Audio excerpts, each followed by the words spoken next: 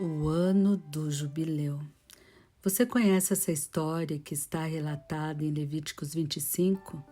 Ela, na verdade, fala sobre 7 anos sabáticos que terminariam depois de 49 anos com o grande jubileu, que nada mais era que um ano sabático culminando com uma grande restauração. No mês passado, para ser mais específica, no dia 13 de maio, completei meu jubileu e aqui estou eu, ainda muito pequena e um dia antes do meu aniversário de 50 anos. Quando Deus fala dos 7 anos sabáticos que deveria acontecer, Ele estava se referindo à terra que também precisava de um descanso. Seria um ano sem plantar, onde a terra produziria por si só, ou seja, teria um ano confiando tão somente na providência de Deus. Mas quando pensamos em terra na perspectiva da história dos israelitas, o povo de Deus, vemos que terra não é apenas um território, mas representava a identidade desse povo, daqueles que experimentavam as promessas de Deus e evidenciavam em sua própria caminhada a aliança dele com eles. Então gostaria de convidar você hoje para parar e juntos pensarmos nos nossos anos sabáticos durante toda a nossa vida. Bem, refletindo na minha própria jornada de 50 anos, pude perceber que Deus esteve presente em toda a minha jornada. E literalmente Ele me trouxe provisão, descanso e também restauração. No processo do meu nascimento, Deus me criou de forma maravilhosa. Com suas próprias mãos fez cada parte do meu corpo e gosto de pensar que Deus muitas vezes se pegava sorrindo enquanto pensava nos grandes sonhos e planos que Ele tinha para mim.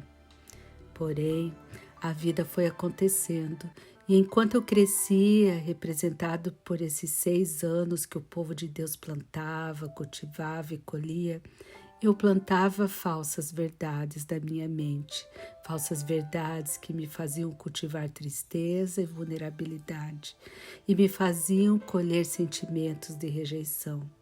Porém, Deus estava trabalhando e sabia que eu precisava saber que Ele me fez maravilhosamente, como diz Salmo 139, 14. E então, Deus criou uma ligação comigo, que mesmo em meio dessas falsas verdades que carreguei por anos, Ele foi o que me fez descansar e acreditar que a presença dEle poderia me ajudar a continuar e um dia viver a restauração que as circunstâncias da vida me levaram a se aprisionar. Com 9 anos de idade, fui diagnosticada com ossos crescidos nos 2 joelhos e nos pés. Nesta época, treinava ginástica olímpica e, de acordo com o médico, provavelmente não pudesse voltar a competir depois da cirurgia. Eu estava fazendo a minha parte, que era treinar para que tivesse uma incrível colheita nas competições.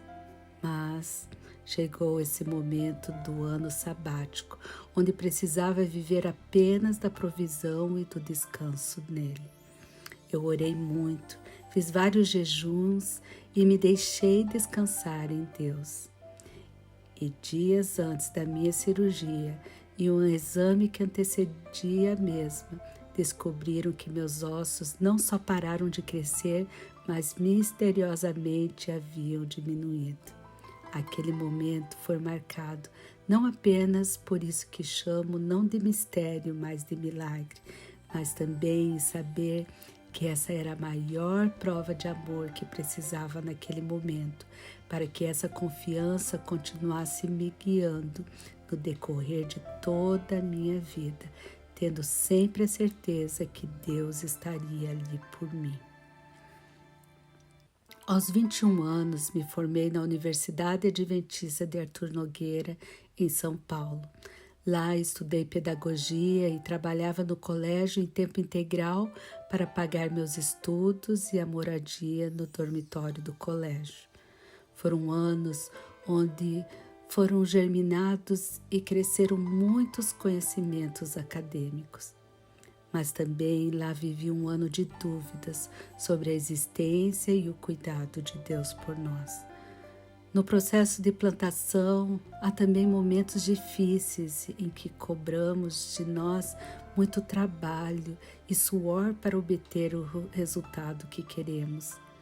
Mas nesse momento de descrença, entendi que por vezes somente Deus pode nos dar a paz que precisamos.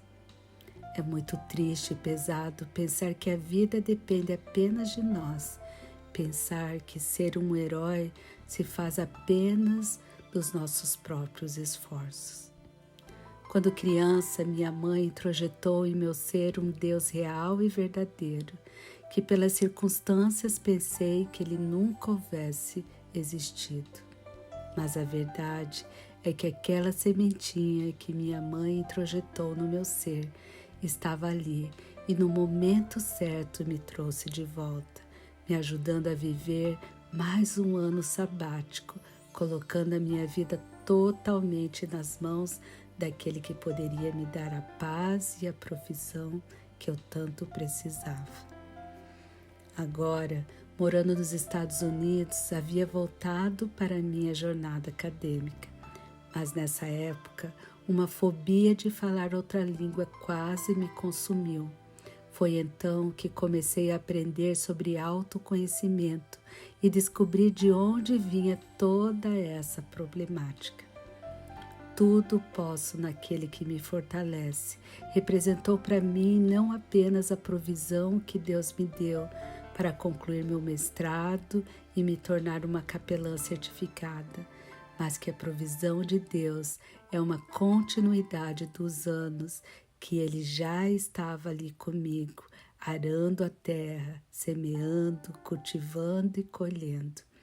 Nossos anos sabáticos, na verdade, são ápices de uma vida contínua de provisão e paz que Deus nos dá a cada ano ao caminhar conosco. Por muito tempo fui uma criativa e talentosa pedagoga.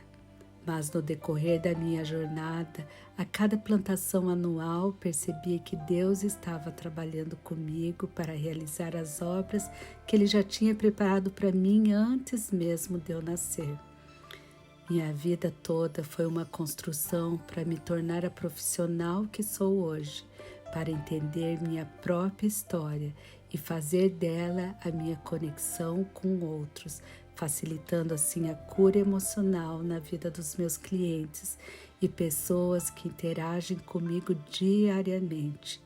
O ano sabático se fez quando entendi que, mesmo independente, posso fazer meu trabalho, pois Ele me deu a certeza no coração do que Ele tem para mim e posso seguir em paz, realizando essa clínica e outros projetos que vão ao encontro do propósito que Ele já havia sonhado para mim.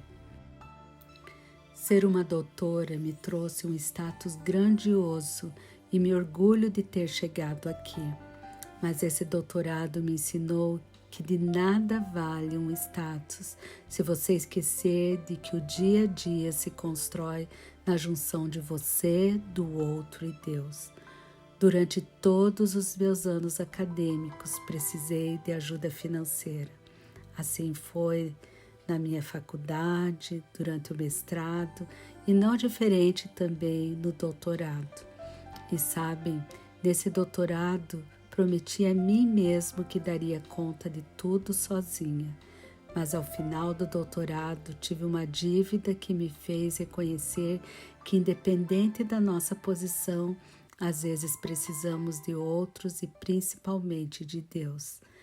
Nesta fase, o ano sabático veio em uma grande seca, mas Deus me ensinou que com Ele e outros seres iguais a mim posso encontrar provisão.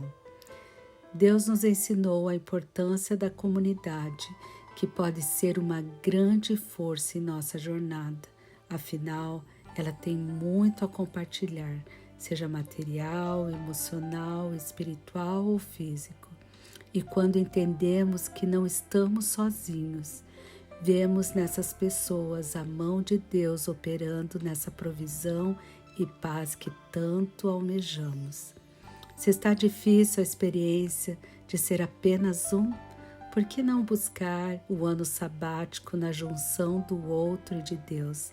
Afinal, como diz o verso, uma corda de 3 cordões é difícil arrebentar. Quando cheguei aos 49 anos, pensei que já havia descoberto tudo sobre o estar no ano sabático e realmente me colocar nas mãos de Deus e esperar nele. Mas, através de pedras na vesícula, descobri que ainda tenho tentado, por minhas forças, controlar minha vida. Haviam coisas que estavam prejudicando minha plantação e a terra onde eu produzia. E foi preciso uma cirurgia para entender que não basta ter consciência do que aconteceu na sua vida e trabalhar com os problemas. Por vezes precisamos deixar ir e ressignificar o que já se foi e não faz mais parte da nossa vida. Todos nós, independente da posição que estamos, somos apenas seres humanos, living documents, documentos vivos com histórias e experiências únicas que dirigem e afetam nossa vida. Mas é preciso, por vezes, não apenas descobrir a verdade e se libertar, mas se permitir a realmente usufruir da liberdade, não mais como escravo, mas como alguém que pode começar uma nova história. Cheguei aos 50 anos com muitas marcas, mas tendo usufruído da provisão de Deus, do descanso e, sem dúvida, da restauração. Hoje sirvo como capelã, psicoterapeuta e mentora. E parafraseio as palavras de Santo Agostinho: como podemos perceber o jubileu em nossa vida se estamos tão longe de nós mesmos?